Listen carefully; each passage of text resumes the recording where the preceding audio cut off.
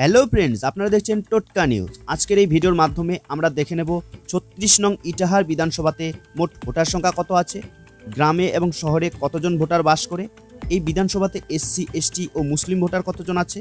তাছাড়াও আমরা দেখে নেব এই বিধানসভাতে 2021 বিধানসভা ও 2024 লোকসভা ভোটে কেমন ফলাফল হয়েছিল। তাহলে আসুন এক এক করে সব দেখে নিই।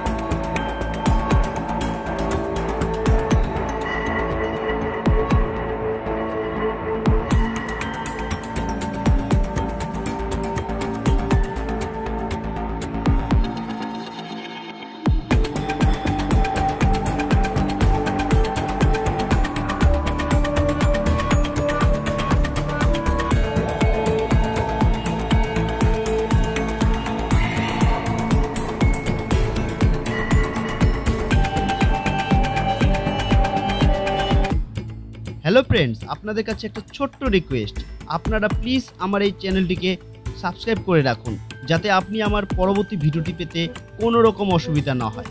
আর হ্যাঁ, আপনারা অবশ্যই জানান আপনি কোন বিধানসভার অন্তর্গত এবং কোন দলকে সাপোর্ট করেন, জানান আমার কমেন্ট বক্সে।